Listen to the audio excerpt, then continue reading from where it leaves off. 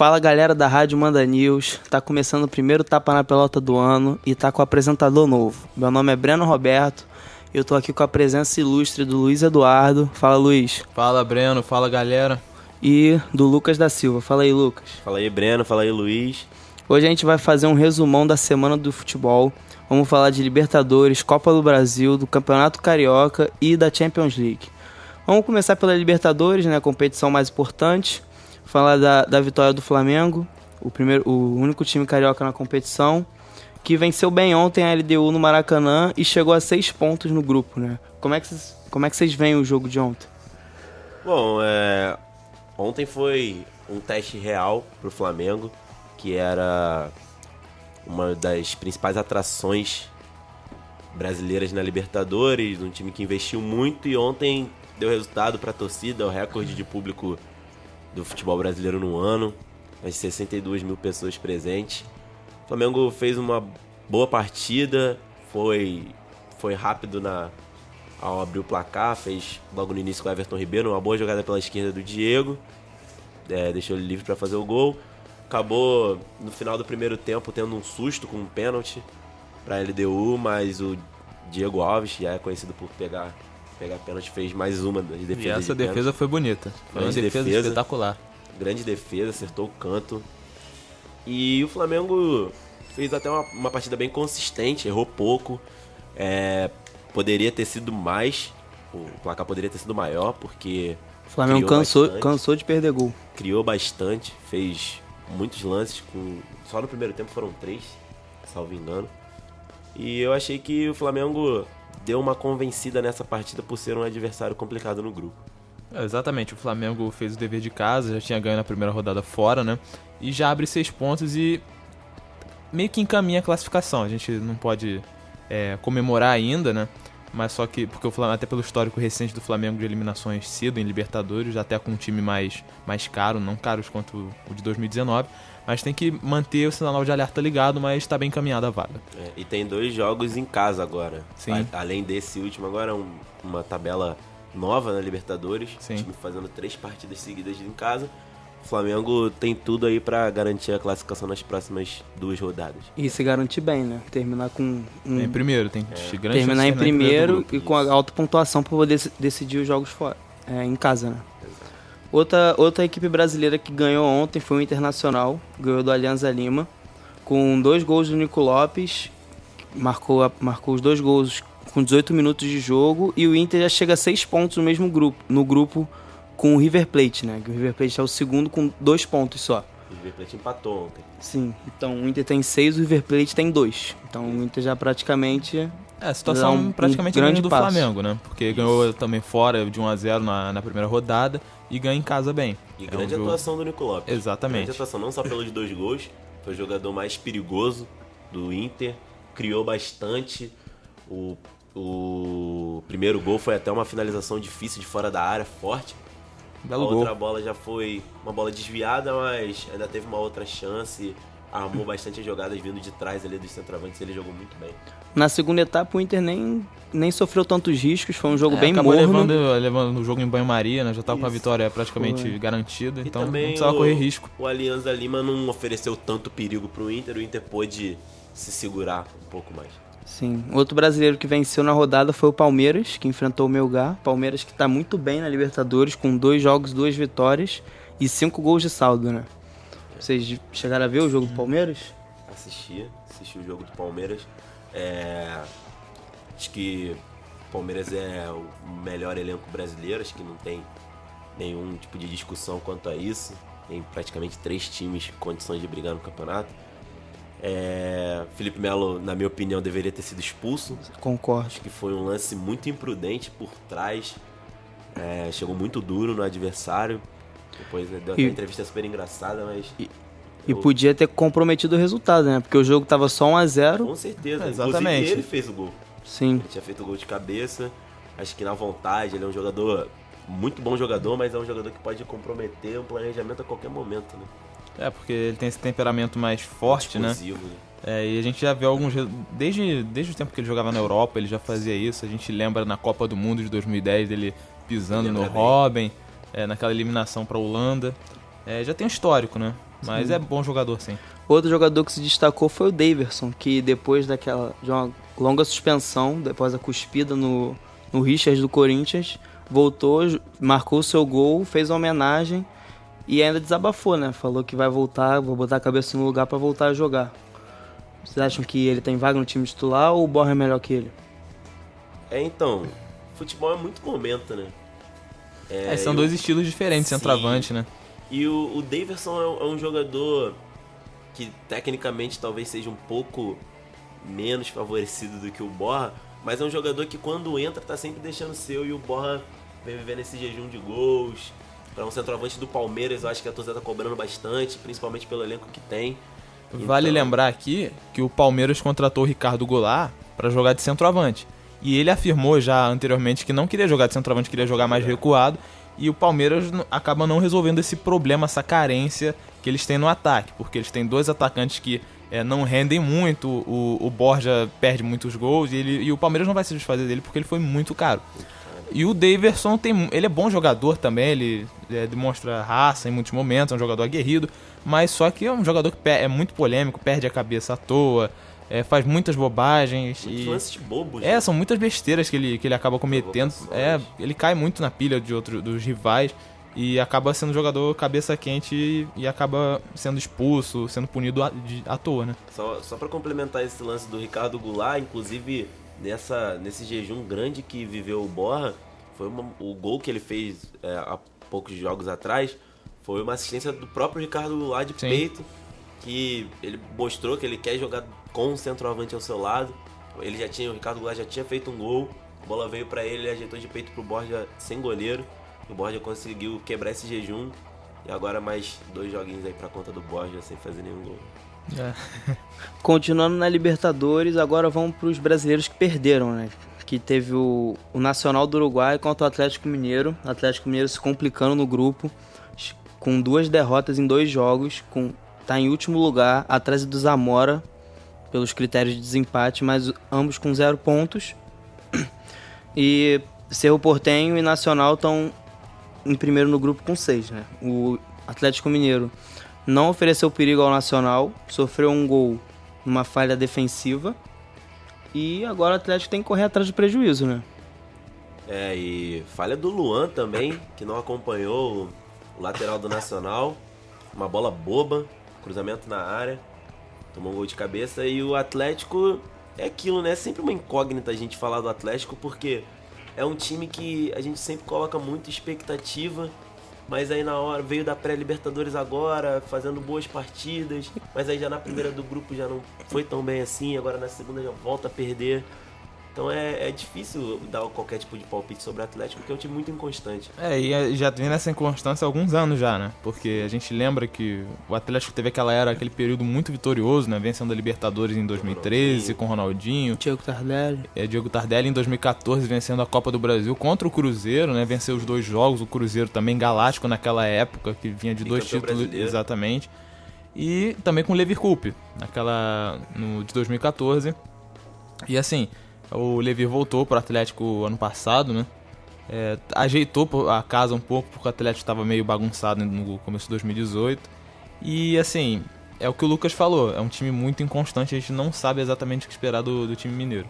O Ricardo Oliveira, que começou a Libertadores fazendo muitos gols, agora parece que deu uma parada, deu uma estagnada. Que, se eu não me engano, ele fez 4 gols na pré-Libertadores. Era um dos artilheiros, mas agora já o Adrian Martínez do Libertad já ultrapassou ele. E ele não vem fazendo boas atuações agora, né? Para um centroavante é muito complicado quando o time não encaixa, porque aí a bola dificilmente chega. E ele é cobrado bastante pela falta de gols, né? Contra o Nacional mesmo, claro, ele não teve nenhuma chance. Foi um jogo muito preso, o Nacional soube marcar.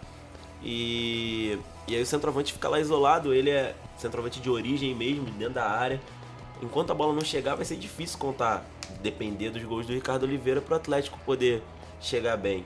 Porque é um time também que manteve muito dos jogadores do último ano. Perdeu, se eu não me engano, o Gabriel pro Botafogo, mas mesmo assim repôs com o Igor Rabelo do próprio Botafogo. Perdeu o Otero, que foi vendido para a Arábia. E acredito que só. E O elenco é praticamente o mesmo. pois né? é, e ainda se reforçou.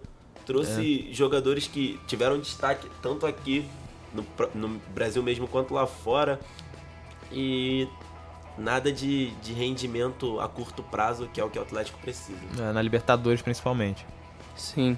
Outro brasileiro que acabou derrotado nessa rodada foi o Grêmio, que enfrentou o Libertad em casa. O Grêmio jogou muito mal, não ofereceu nenhum perigo ao gol de Martin Silva. O Grêmio agora fica em último no grupo com 1 ponto. E também tá, igual o Atlético Mineiro, tá em situação complicada na Libertadores, né? O Grêmio de Luan, que o Luan não vem fazendo boas partidas há muito tempo. Uma grande promessa do futebol brasileiro agora já tá um jogador, entre aspas, comum. Tá muito embaixo, né? Sim. E o Grêmio não conseguiu atacar e num contra-ataque o Libertad conseguiu matar o jogo, né? Assim, a gente espera muito do Grêmio, né? Por causa daquela Libertadores fantástica em 2017, a Copa do Brasil de 2016, assim, o Grêmio é sempre, depois daquela Libertadores, o Grêmio sempre vai entrar como favorito. Chegou na semifinal no passado, teve aquela eliminação polêmica pro River Plate, né? Acabou sendo campeão. E o Grêmio sempre mantém uma regularidade muito grande nos campeonatos que disputa. No brasileiro, muitas vezes por conta da Libertadores joga com suas equipes alternativas e mesmo assim se mantém. Você não vê o Grêmio perdendo muitos jogos, nem no brasileiro, nem na Copa do Brasil e nem mesmo na Libertadores. Mas só que o começo dessa Libertadores pro Grêmio está sendo um pouco atípico. Deve ser a maior surpresa da Libertadores, do Grêmio, que hoje um dos clubes brasileiros mais temidos, principalmente no cenário sul-americano, um time com esse perfil copeiro. Sim. Que a gente tenta sempre pregar que os times brasileiros têm que ter esse perfil. O Renato Gaúcho sempre impôs muito isso, muitos jogadores rodados. E até aqui vinha dito por muitos o melhor futebol brasileiro do ano, fazendo grandes atuações mesmo com os meninos da base, PP, Tony Anderson, fora Felipe Viseu, que foi contratado, e Diego Tardelli. Ainda tem o Luan Marinho. Everton, que é um grande jogador. É um time que não dá pra esperar encaixar, porque é uma competição que 2, 3 rodadas você pode perdê-la muito fácil. E o Grêmio tá complicando já com uma derrota e um empate. Pro favorito do grupo é bem complicado. Um dos favoritos é ganhar o título também, Sim, né? com certeza. Sim. E teremos 2 partidas hoje de brasileiros. O Cruzeiro contra o Deportivo Lara, às 9h30 no Mineirão. Partida que foi adiada devido a problemas em relação à viagem da delegação do Deportivo Lara, que eram para chegar antes, só que não conseguiram pegar o avião e tudo mais, e o jogo teve que ser adiado. E também terá a partida do Atlético Paranaense contra o Jorge Wilstermann, às 9 horas na Arena da Baixada. O Atlético Paranaense está em último, ainda não pontuou, mas tem a chance de fazer seus primeiros 3 pontos hoje. Vocês acham que os 2 brasileiros ganham hoje? Acredito que sim, o Cruzeiro tem uma chance maior de vencer, até porque a equipe do Deportivo Lara não é um time forte. Eu me lembro que na Libertadores do ano passado, se não me engano, perdeu pro Corinthians em casa de 7-2, não foi? Uma goleada que até o Júnior Dutra fez gol nesse jogo, né? E assim, vive essa crise lá, né? Porque é um clube venezuelano, a gente sabe todos os problemas que a Venezuela tem passado ultimamente. E isso, querendo ou não, acaba contando pra equipe de futebol. E quanto ao Atlético Paranaense, deve ser um jogo um pouco mais difícil, mas eu também acredito que o Atlético vença. Não vai, ao meu ver, não vai vencer assim por uma larga margem, mas deve acabar ganhando o jogo pela sua imposição, pela torcida, né, que é sempre muito forte lá na Arena da Baixada, e tem um time melhor também. O Cruzeiro começou muito bem a Libertadores, vencendo um time argentino na Argentina, um jogo Sim. com condições climáticas adversas, um jogo difícil, time bem fechado do Huracan. O Cruzeiro fez 1-0 com uma contratação, que foi o Rodriguinho, venceu a partida. E também é outro time que tem esse DNA copeiro, é um time bem montado pelo Mano Menezes, que é um dos técnicos mais longevos do futebol brasileiro. E pega o Deportivo Lara, que, como o Luiz disse, é um time venezuelano, mais desprovido de talento. No caso, no grupo, deve ser um dos sacos de pancada, se tudo seguir como planejado, perdeu de 7-2 pro Corinthians. E o Cruzeiro, um dos favoritos do grupo, vai vir bem para essa Libertadores, com certeza jogando em casa, no Mineirão lotado. E a respeito do adiamento do jogo, o Cruzeiro se ofereceu para pagar o combustível do avião do Deportivo Lara. mas se eu não me engano a federação vetou ou algo do tipo e o jogo foi adiado para hoje, jogo que seria ontem lá em Minas. Já o Atlético Paranaense perdeu pro Tolima em casa, que ontem tomou 3-0 do Boca. Sim. Perdeu pro Tolima em casa. Fora de casa, Tolima. fora de casa. Fora de casa. Isso, perdeu pro Tolima fora de casa, perdão. Mas já começou meio complicado no grupo que tem Boca Juniors. Tem que estar sempre atento. O Boca tá com 4 pontos. O Atlético não pontuou ainda. Boca entra sempre como favorito, apesar da fase, né? Isso, Impressionante. com certeza. É o Boca. Ano passado, o Boca no próprio grupo já tava praticamente fora. E passou Classificou por causa do Palmeiras, Ainda né? chegou à do final. Palmeiras E eliminou o Palmeiras na depois, semifinal. super curioso. O Atlético Paranaense, que é o atual campeão sul-americano, da Sul-Americana, se reforçou com o Marco Ruben, que é um bom jogador argentino, já cascudo. Fora que tem o Thiago Nunes, que é um grande técnico, fez um final de campeonato excelente no Campeonato Brasileiro, se reergueu das cinzas, que era do técnico Fernando Diniz, que está no Fluminense agora. Tem grande chance de vencer o Jorge Wilstermann, que O Atlético Paranaense tem esse mais projeto, né, de tentar subir um degrau a mais no patamar no futebol clube. brasileiro, como clube, como instituição, porque já é um clube muito respeitado, né? Os clubes considerados um pouco maiores do que o Atlético temem bastante o Furacão quando vão jogar na Arena da Baixada. jogar lá, É muito pela difícil estética. jogar. O próprio Flamengo não vence lá há muitos anos. E assim, é um projeto, né, que fizeram até de uma identidade visual nova, mudaram o escudo, mudaram o uniforme, mudaram até a nomenclatura do clube, né, passou a ter um H ali no Atlético, que muita gente... Marca. Como fez exatamente. Poucas temporadas atrás. Exatamente, foi uma mudança a exemplo da Juventus, né, e eles têm um projeto de serem campeões mundiais até 2024, né. Vamos ver. Ousado. É ousado, mas pode com um bom acontecer. planejamento, com boa estrutura, como o clube vem se organizando bem há muitos anos, é possível sim. Sim. Agora, virando a chave, vamos falar da competição nacional, falar da Copa do Brasil. Ontem tivemos 2 partidas pela quarta fase, se eu não me engano. Pela quarta fase da competição, o Botafogo da Paraíba enfrentou o Londrina. O Londrina venceu por 2-0, com gols do lateral esquerdo Felipe e do atacante Marcelinho. O Londrina ainda teve um jogador expulso aos 28 do primeiro tempo, mas com os contra-ataques conseguiu matar o jogo. E agora leva boa vantagem para o jogo da volta, pro dia 3 de abril, às 8h30, no Estádio do Café, no Paraná. E o segundo jogo da noite foi Ceará e Corinthians, jogo bom de Série A, que deu Corinthians. O Corinthians venceu por 3-1, com gols de Jadson, Wagner Love e Júnior Urso. O Juninho descontou para o Ceará de pênalti. O Corinthians chegou a 8 partidas sem derrota, com 4 vitórias e 4 empates. E curioso, todos os gols foram jogadas trabalhadas. Não teve nenhum gol de bola parada ontem, pela parte do Corinthians. Foi uma vitória muito boa do Corinthians, né? Foi aquela vitória que mostra que eles realmente estão em crescente, né? Porque eles começaram o campeonato meio em baixa, perderam muitos jogos no Campeonato Paulista, empataram. Quase foram eliminados na Copa do Brasil. Sim. Também. Sul-Americana. Na Sul-Americana, né? Porque passaram nos pênaltis contra o Racing, né? E assim, o Fábio Carille estava sendo muito cobrado no começo do campeonato, porque ele voltou como salvador da pátria, né? Porque o Corinthians fez um 2018 péssimo, que não cabe a história do clube. Principalmente história recente. Exatamente, porque o Corinthians é o clube mais vitorioso dessa década, né? Então não tem um ano de 2018 para esquecer o torcedor do corintiano. Mas assim, o Corinthians, como eu disse antes, está crescendo bastante, está evoluindo o seu esquema de jogo, até porque o Carille tem que ter variações táticas, não pode ficar preso sempre na mesma, que tudo bem que eles foram campeões brasileiros jogando de um jeito, mas tem que ter adaptação, tem que ter variação sempre. E o Corinthians se reforçou bastante também esse ano. Sim. Grandes jogadores de temporadas passadas no Campeonato Brasileiro, o Sornosa do Fluminense, o Richard também do Fluminense, Wagner Love, que é um jogador que foi concorrido por muitos clubes brasileiros, inclusive Grêmio, Flamengo, Internacional, que queriam o Wagner Love.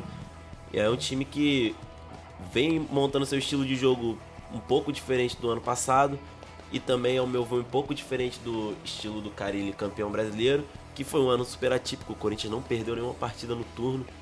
Sim, verdade. Turno, já no segundo Eu turno, me lembro que muita gente estava caiu bastante. querendo falar de um Corinthians que ia ser campeão invicto, que tinha chance, mas aí como perdeu alguns jogos para Vitória em casa, Atlético Goianiense que foi rebaixado, né? Pois é, alguns Atlético jogos Paranaense também. Sim.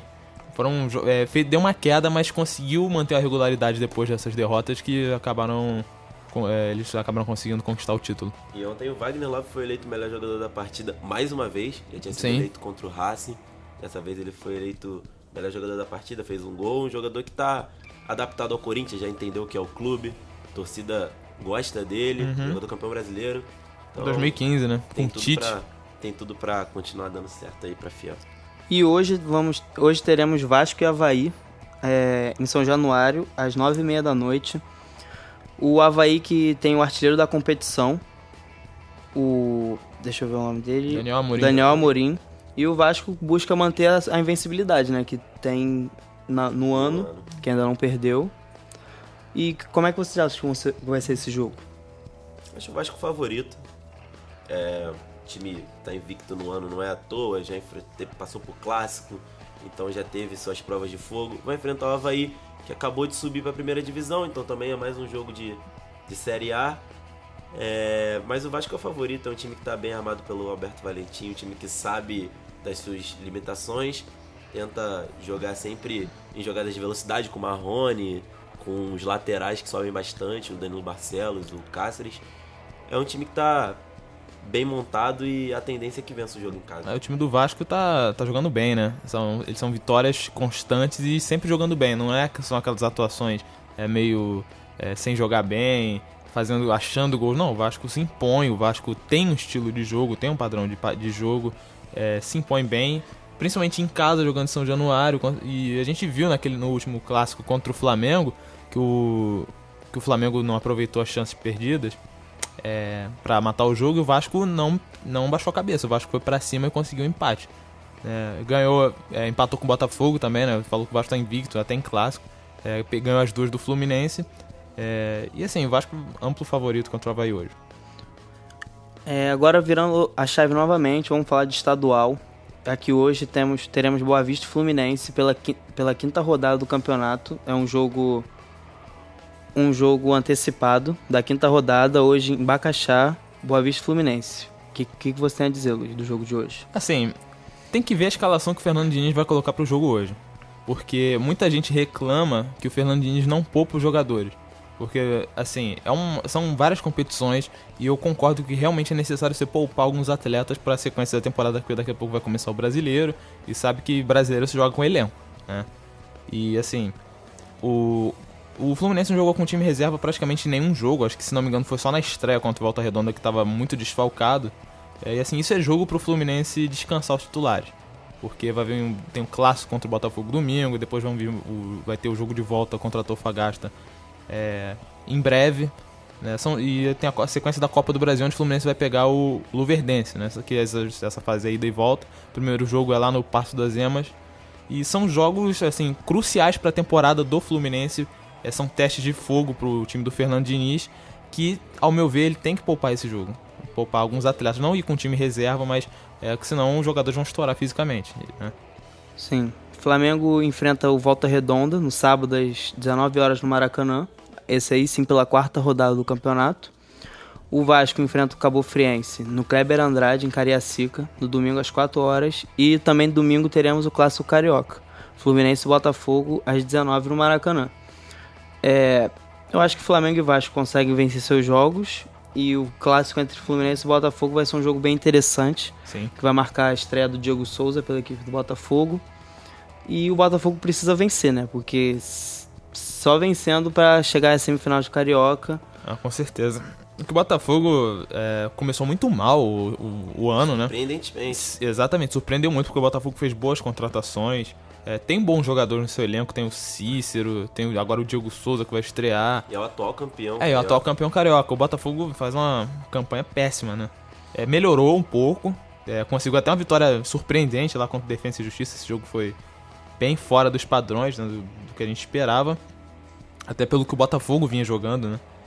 E assim, contra o Fluminense vai ser um jogo interessante, como o Breno disse, porque o Fluminense é um time de muita posse de bola.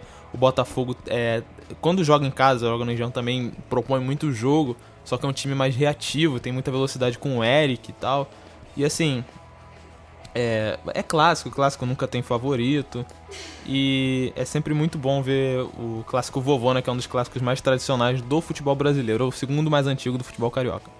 Sim. Agora falando de Champions League, vamos lá para a Europa, que por sinal amanhã vai ter o sorteio das quartas Sim. de finais.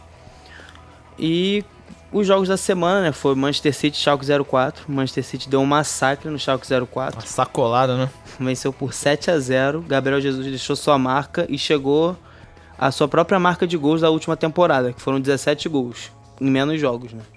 Foden se tornou o jogador inglês mais jovem a marcar na Champions. Muito talentoso o Phil Foden. Primeiro Muito jogador talentoso. 2000 a Grande marcar. promessa. Grande promessa. E o City passou sem susto, né? Como vocês podem ver no placar. O que mais surpreende nesse jogo é que o primeiro jogo na Alemanha, Foi o Schalke dificílimo. 04, saiu na frente, tava 2-1 no placar com 2 pênaltis, bem marcados, mas foram 2 pênaltis, 2-1, até que o City virou no final, um jogo apertado, o Schalke fez uma boa partida, mas é um time que briga contra o rebaixamento no campeonato alemão, o que é surpreendente, porque É um time clube muito tradicionalíssimo. tradicional. Briga contra o rebaixamento do campeonato alemão e vai até Manchester, apesar do City ser grande favorito para essa partida. 7-0 É muito, né? Uma oitava de final de Liga É dos Campeões. muito. É muita coisa. É muita coisa. Sim. Outro gol. jogo do mesmo dia foi Juventus e Atlético de Madrid. Que jogo. Esse jogo marcado com o show do Cristiano Ronaldo, fez o hat-trick, que classificou a Juventus para a próxima fase. O Cristiano Ronaldo também imitou o gesto de Simeone, que comemorou daquela forma na primeira partida.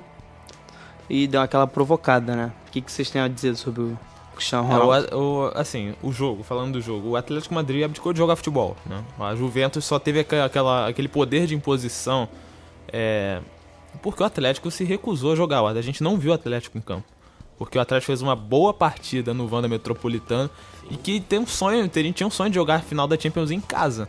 Só que, assim, a Juventus, tudo bem que teve a questão da imposição da Juventus, o Cristiano Ronaldo gosta de jogos assim, a gente conhece já a história, não é a primeira vez que o Cristiano Ronaldo faz uma atuação como essa, mas assim, eu acho que o Atlético poderia ter sido bem melhor, tem jogadores de alto calibre para fazer uma partida decente, né?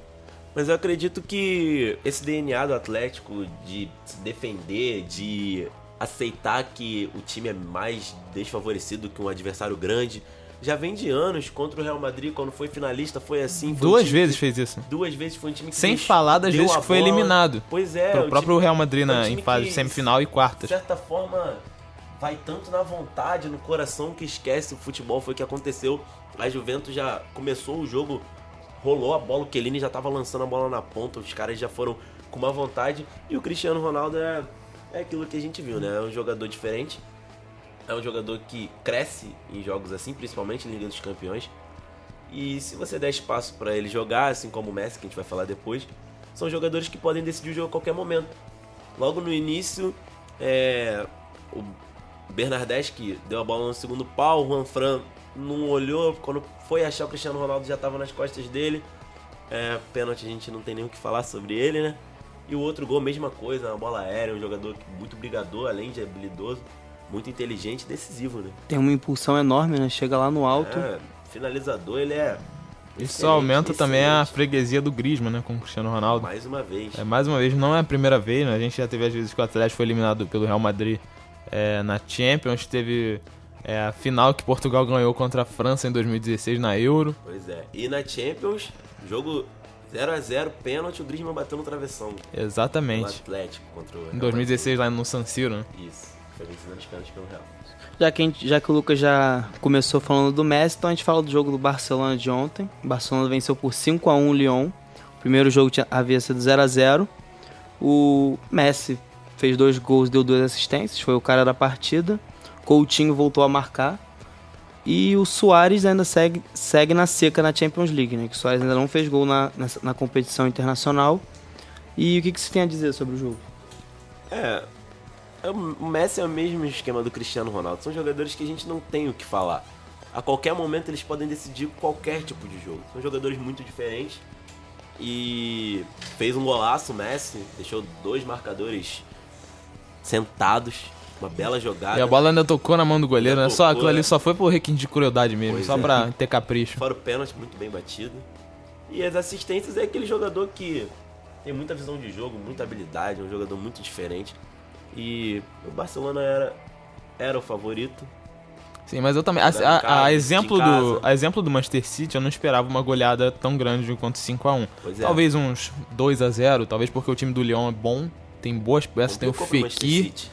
Ganhou, o Lyon não perdeu pro Manchester Não City perdeu, nenhum dos foi dois um jogos, né? empate. E ganhou em Manchester, né? Ganhou no Etihad Stadium.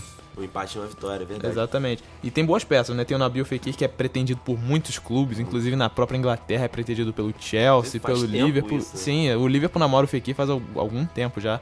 E tem o do Memphis Depay, né? Que é holandês, jogador. que jogou no Manchester United. Não jogou muito bem lá, mas saiu de lá e cresceu bastante. Tá crescendo muito no Lyon, a cria do PSV. Fora um Ndombele também, que é uma grande promessa. Sim, grande Ndombele, jogador. grande jogador. Sim, e a última partida dessa fase da Champions League foi Bayern e Liverpool, que uma atuação monstruosa do Van Dijk. O zagueiro deu uma assistência e ainda fez um gol. E o Liverpool, com a classificação do Liverpool, completam 4 ingleses entre os 8 melhores da Europa, né? Exatamente, porque fazia tempo que isso não acontecia, né? Porque a gente tem até um pé atrás com os times ingleses fora da Inglaterra, né? Que nos últimos anos estavam deixando muito a desejar, né? O Liverpool, por exemplo, ficou muito tempo sem participar da Champions, voltou na temporada passada. E quando voltou, Chegou na final. Perdeu só pro Real Madrid. E agora nessa edição elimina um dos grandes também. Não sei se favorito, não sei se chega a ser um dos favoritos, porque o Bayern não vem numa crescente tão boa, né? Tem jogadores, seus jogadores estão ficando com uma idade maior, Robin, Ribéry, o próprio Lewandowski, esses jogadores estão daqui a pouco no final de carreira. O Robin anunciou aposentadoria pro final dessa temporada. Mas mesmo assim foi uma vitória enorme do Liverpool, enorme. O Liverpool dominou na Allianz Arena. O Liverpool dominou todas as ações do jogo, tomou um gol numa infelicidade do Matip ali, porque ali não tinha muito o que ele fazer, né? Ele tentou chutar a bola pra cima, mas não conseguiu. E foi um grande jogo, né? O Jürgen Klopp gosta de jogos assim contra o Bayern de Munique, tirando o 2013, mas... Foi uma grande atuação do Liverpool, principalmente por se tratar de um jogo fora de casa, contra uma equipe difícil. Mané, mais uma vez, jogador importante, tá sendo decisivo quando se precisa dele, ele tá ali fazendo os golzinhos. E o Van Dijk é mais um daqueles fora de série, um jogador que, quando o Liverpool contratou, foi contestado pelo preço, alto né? valor, mas não pela qualidade, mas pelo alto valor para um jogador de um clube menor. Mas zagueiro um também, né? Pra temporada, o melhor zagueiro da temporada europeia disparado. Fez um gol, subiu no terceiro andar. Um jogador muito importante pro Liverpool. E agora o Liverpool não tem mais Real Madrid pela frente. Exatamente. Vamos ver se a história é diferente esse ano. O Van Dijk, ele é um zagueiro que ele domina todos os fundamentos de um grande defensor. Ele é rápido, ele é técnico, ele é forte, ele é alto. Tem um bom passe. Tem um bom passe, ele tem visão de jogo, ele tem liderança. Ele é um zagueiro completaço. Excelente. O Van Dijk é o zagueiro mais caro, mais barato do mundo, né? Porque Exatamente. verdade. É aquilo que falaram ontem na transmissão, né? Jogador caro é jogador que não rende. Verdade. Sim. Então é isso, galera. O Tapa na Pelota vai ficando por aqui hoje. Até semana que vem. Semana que vem voltamos com mais um giro nos campeonatos. E é isso aí. Valeu pela participação, Luiz. Valeu, galera. Valeu, Breno. Beijinho nas crianças. Valeu, Lucas. Valeu, amigos. Até a próxima.